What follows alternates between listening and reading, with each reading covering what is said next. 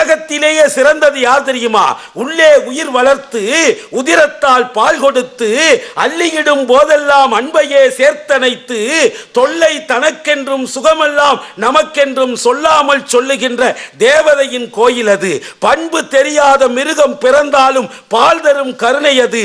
தினம் பசித்த முகம் பார்த்து பதரும் நிலை பார்த்து பலம் தரும் சோலை அது. இருக்கும் பிடி சோறும் தனக்கென எண்ணாமல் கொடுக்கின்ற கோயில் அது. தினம் துடிக்கும் உயிர் கண்டு தோளில் இடம் தந்து அணைக்கின்ற தெய்வம் அது. அது தூய்மை, அது நேர்மை, அது வாய்மை, அதன் பேர் தாய்மை. உலகத்தில் சிறந்தது தாய்மை, அதை ஒப்புக்கொள்வதே நேர்மைன்னு அவங்களுக்காக சொன்னார்.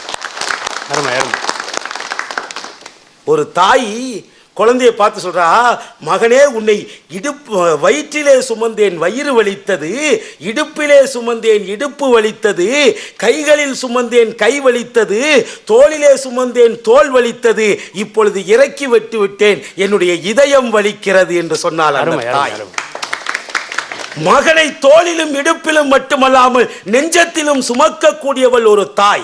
இந்திய குடும்பங்களின் தலைவியாக இருக்கக்கூடியவள் தாய்.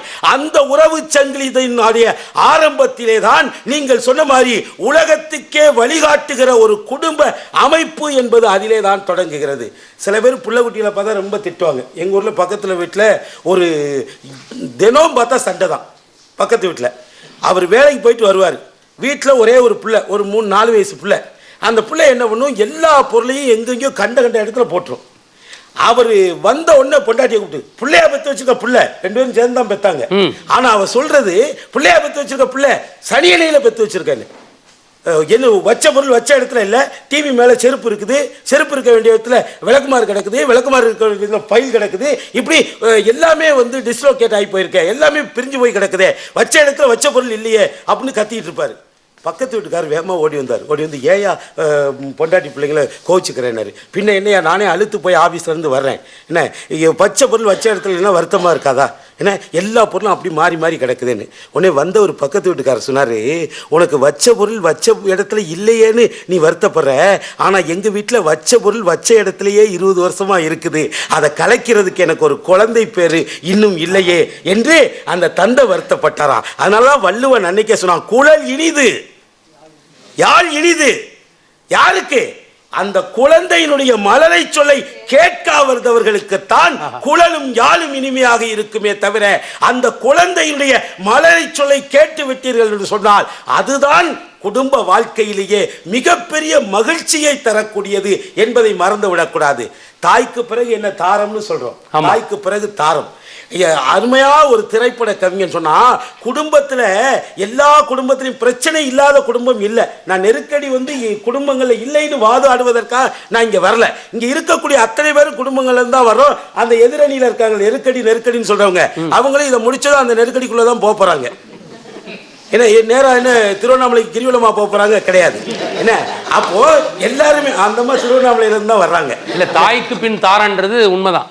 உண்மை எப்படி சரியா சொன்னாங்கன்னா, தாய் நம்மளை சின்ன வயசுல அடிச்சு வளர்த்தாங்க. சரி, மனைவி கல்யாணத்துக்கு அப்புறம் அது ரைட்டு தான், தாய்க்கு பின் தாரம் சரிதான். நடுவர் அவர்களே, அடிக்கிறது ஒன்றும் தப்பு இல்லை, அடிக்கிற கை தான் அணைக்கும். அப்பனா சரி அடிக்கலாம், அப்பனா போட்டு சாத்துங்க. நடுவர்களே, அதனாலதான் அன்றைக்கு ஒரு திரைப்பட கவிஞன் சொன்னா, ஆதரவான வார்த்தைகள் பேசி அருமை மிகுந்த மனைவியை நேசி, அன்பெனும் பாடத்தை அவளிடம் வாசி, அவளை விடவா உயர்ந்தது காசி. இது ஏசி விட ஓசி, இது ஏசி. அப்ப மனைவி என்று சொல்ல புக்கல் பண்ணுங்க. இப்ப எனக்கு இல்லாத புக்கல் பண்ணுங்களா அப்படி இருந்து நான் எப்படி இப்படி வஞ்சம் இல்லாம வளர்ந்துருக்கிறேன். ஆக ஆதரவான வார்த்தைகள் 4 வார்த்தைகள் பேசுங்க.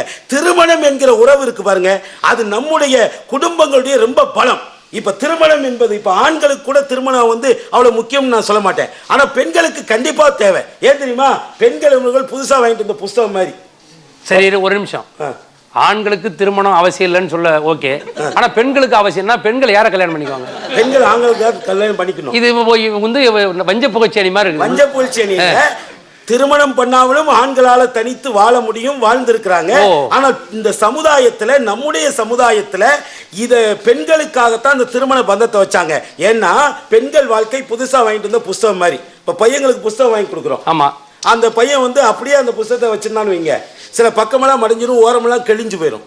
அதனால அந்த புத்திசாலி பெற்றோர்கள் என்ன பண்ணுவாங்க, அந்த புத்தகத்தை வாங்கி ஒரு கணத்தை நூலை வச்சு தைச்சு, ஒரு கணத்தை அட்டையை வச்சு, அதுக்கு மேலே பசையை தடவி கலிக்கோ ஒட்டி, ஒரு நாள் பூரா வெயிட் மிஷினில் வச்சு, அப்புறம் அச்சாஃபீஸில் கொடுத்து ஓரத்தையெல்லாம் கட் பண்ணி, அதுக்கு மேலே மார்பிளை ஒட்டி, லேபிளை ஒட்டி, அதில் அவன் பேர் எழுதி, அவன் இனிஷியல் எழுதி, அவன் வகுப்பு எழுதி, அவன் கையில் கொடுத்தா பைண்டிங். அதுதான் இப்போ தெளிவாக சொல்லிட்டு இருக்கேன். இந்த பாருங்க, தமிழ்நாட்டில் நீங்கள் வந்து பைண்டிங்னு சொன்னாதான் புரியும்.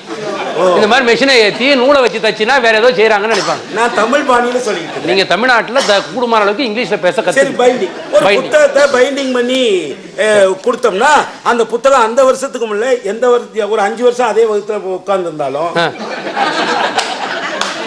இல்ல, ஒரு பேச்சுக்கு சொல்றேன், அந்த புத்தகம் பாதுகாப்பா இருக்கும்ல. இப்ப நல்லா பாருங்க, இந்த பெண் என்பவர்கள் புதுசா வாங்கிட்டு இந்த புத்தகம் மாதிரி அச்சம், மடம், நாணம், பயிர்ப்பு. அச்சம், மடம், நாணம், பயிர்ப்பு என்ற 4 ஓரங்களை கொண்ட அந்த நல்ல புத்தகத்தை அன்பு என்கிற நூலினால் தைத்து, ஆண்மகன் என்கிற அட்டையை வைத்து, பாசம் என்கிற பசையை தடவி, கற்பு என்ற கலிக்கோவை ஒட்டி, சொந்த பந்தம்ங்கிற சுமையை ஏற்றி, கட்டுப்பாடுங்கிற மிஷினில் கொடுத்து ஓரத்தை எல்லாம் கட் பண்ணி, மாமனாருங்கிற மார்பிளை ஒட்டி, மாமியாருங்கிற லேபிளை ஒட்டினா தான் அந்த புத்தகத்துக்கு ஒரு மரியாதை கிடைக்குது, ஒரு பாதுகாப்பு கிடைக்குது. அருமை அருமை அருமை. அவங்க இந்த நீங்க பைண்டிங் பண்ற கடை வச்சிருக்கீங்களா? சரி சரி, நான் உண்டான ஒரு தொழிலை ஒழுங்கா பார்த்தா போதும். என்ன இவர் அந்த சகோதரி எழிலரசி இருக்காங்களே, வரும்போது வீட்டுக்கு போனாலே ஒரே தொல்லை, மாமனாரு, நாத்தனாரு, கொழுந்தனாருன்னு ஒரே நார்னாரா பிக்கிறாங்க. ஆனா நம்ம தமிழ் பண்பாடு பாருங்க, ஏன் மாமனாரு, நாத்தனாரு, கொழுந்தனாருன்னு நார்னாருன்னு வச்சா தெரியுமா? இல்லறம் என்கிற தோட்டத்துல ஆண் என்கிற மலரையும் பெண் என்கிற மலரையும் இணைக்கக்கூடிய நார்கள் தான் நாத்தனார், கொழுந்தனார். புரிஞ்சுக்கங்க, இதெல்லாம் பட்டிமன்றத்தில் வந்து பேசினா போதாது, உங்களுக்காக தான் சொன்னார், தெரிஞ்சுக்கணும். அப்ப உறவுகளால் வந்து நிச்சயமாக நெருக்கடி, சில நீங்க நெருக்கடி நினைச்சா தாங்க நெருக்கடி. ஒண்ணும் இல்லைங்க, எங்க ஊர்ல ஒரு அப்பாவுக்கு 2 பசங்க, மூத்தவனுக்கு 15 வயசு, இளையவனுக்கு 10 வயசு. இந்த இளையவனுக்கு இனிப்பு சாப்பிடணும்னு ரொம்ப ஆசை. அவன் என்ன பண்ணா, அப்பாட்ட போய், அப்பா எனக்கு இனிப்பு வாங்கி கொடு, இல்லை இனிப்பு செய்ய சொல்லி வீட்டில். அம்மாவுக்கு செய்ய தெரிஞ்ச ஒரே பலகாரம் அல்வா தான். அல்வா? ஆமா. அந்த அல்வாவுக்கு எங்க ஊர்ல என்ன பேருனா சிவாஜி அல்வான்னு பேரு. ஏன்னா அந்த காலத்தில் சிவாஜி கணேசன் இருந்தார்ல. ஆமா, ஏன் சிவாஜி அல்வா? அது அவரு எந்த படத்துல எந்த பாத்திரத்தில் நடிச்சாலும் பாத்திரத்தோட ஒன்றிடுவாரு. அது மாதிரி இந்த அம்மா சிவாஜி அல்வான்னு ஏன் பேருனா, இந்த அம்மா அல்வா கிண்டுனா அது பாத்திரத்தோட ஒன்றிடும், வெளியே எடுக்க வராது. அதனால டே அம்மாக்குன்ற சிவாஜி அல்வா உடம்புக்கு ஒத்துக்காதுரா. சாயங்காலம் 5 மணி ஆனால் பக்கத்தில் ஒரு ஹோட்டல் இருக்குது, ஃபேமஸான ஹோட்டல், அந்த புகழ்பெற்ற ஹோட்டல். அங்கே வந்து கூட்டிகிட்டு போகிறேன். அங்கே குலோப்ஜான் போடுவாங்க, நல்லா சாஃப்டாக இருக்கும், ஸ்வீட்டாக இருக்கும். அதனால் அங்கே சாயங்காலம் 5 மணி ஆனதும் சொல்லி நான் உன்னை கூட்டிகிட்டு போகிறேன்ட்டார். சென்னு பையன் எப்படா 5 மணி ஆகும்னு பார்த்துட்டே இருந்தான். சரியாக 5 மணி ஆச்சு. உடனே கிளம்புனான். எப்பா 5 மணி ஆயிடுச்சு, எனக்கு இனிப்பு வாங்கி கொடுந்தான். சரி வா அப்படின்னு கூட்டிகிட்டு வெளியே வந்தார். வெளியே மூத்த பையன் இருக்கிறானே, அவன் வெளியே பம்பரம் விளாண்டுட்டு இருந்தான். எப்பா எங்கே கிளம்பிட்டீங்க? இல்லைடா மானே, இளையவன் ஸ்வீட் சாப்பிட்ணுன்னு ஆசைப்பட்டான், அதனால் பக்கத்து தெருவில் 5 நிமிஷத்தில் போயிடலாம், அடுத்த தெருவில் தான் ஹோட்டலு, அதில் வாங்கி கொடுக்குறதுக்காக போகிறேன்னாரு. அப்போ நான் அவன் பிள்ளை இல்லையா, ஹாஸ்பிட்டலில் மாற்றி எடுத்துட்டு வந்தியா, என்னையும் கூட்டிகிட்டு போனான். சரி நீ என்ன பண்ணவா அப்படின்னு 2 பேரையும் கூட்டிகிட்டு போயாச்சு. இங்கிட்டு 15 வயசு, இங்கிட்டு 10 வயசு, 2 பேரும் கூட்டிகிட்டு போய் ஹோட்டலில் போய் உட்காந்தாச்சு. சப்ளையர்ட்ட ஆர்டர் கொடுத்தாச்சு. அவன் 3 கிண்ணத்தில் 2 குலோப்ஜான் அப்படியே ஜீராவில் மிதக்குது. இளையவனுக்கு நாக்கில் எச்சு ஊறுது. உடனே பட்டார்னு இந்த கரண்டிலாம் தூரப்பட்டான். அப்படியே யானை கவலை தடுக்கிற மாதிரி குலோப்ஜான் எடுத்து வாயில் போட போனான். நிறுத்து அப்படின்னு ஒரு சத்தம். யாருன்னு பார்த்தா அப்பா. எப்பா எதுக்குப்பா நிறுத்த சொல்கிறீங்கன்னா, எடா மகனே பர்ஸ் எடுத்துகிட்டு வர மறந்து போச்சு, பக்கத்தில் தானே வீடு, 5 நிமிஷத்தில் போயிடலாம்ல, நீ போயிட்டு வந்துடு, அதுக்கப்புறம் நம்ம சாப்பிடுவோன்னாரு. சரி அவன் சொன்னான், நான் போகிறேன், ஆனால் ஒரு கண்டிஷன். என்ன கண்டிஷன்னா, நான் திரும்பி வர வரைக்கும் நீங்கள் இந்த குலோப்ஜானை தின்றக்கூடாது. தின்னா அவன் வந்தது வேற வாங்கி வச்சா அவனுக்கு பங்கு குறைஞ்சி போயிடும்ல, அதனால் நான் வர வரைக்கும் நீங்கள் திங்கக்கூடாது, சம்மதமானா. சரிடா அப்படின்ட்டாரு. மனே இவனும் போயிட்டான். 5 நிமிஷம் ஆச்சு வரல, 10 நிமிஷம் ஆச்சு வரல, 15 நிமிஷம் ஆச்சு வரல, அரை மணி நேரம் ஆச்சு வரல, 3/4 மணி நேரம் ஆச்சு வரல, 1 மணி நேரம் ஆச்சு வரல. இந்த பெரியவன் பார்த்தா, இப்போ எவ்வளோ நேரம் தான் முக்கிற பலகாரத்தை பார்த்துட்டே இருக்க முடியும்? அவன் சின்ன போய் 5 நிமிஷத்தில் வந்துடலாம், எங்கேயாவது விளையாட்டு பார்த்துட்டு இருப்பான், பராக்கு பார்த்துட்டு இருப்பான். ஆனால் அவன் வர்ற போகிறட்டும், நாம இதை சாப்பிடுவோம், அவன் வந்து வேற வாங்கி கொடுப்போம் அப்படின்னா. அப்படியே சொல்கிறேன், சரி நம்ம நம்மளே சாப்பிட்ருவோம், அவன் தான் வேற வாங்கி கொடுத்துருவோம்னு சொல்லி கரண்டி எடுத்து அந்த குலோப்ஜான் எடுத்து வாயில் போட போகிறாங்க. அப்போ தூணுக்கு பின்னால் இருந்து ஒரு சத்தம் வருது. இதுக்கு தான் நான் அப்பவுமே போக மாட்டேன்னு சொன்னேன். அவன் வீட்டுக்கே போகல.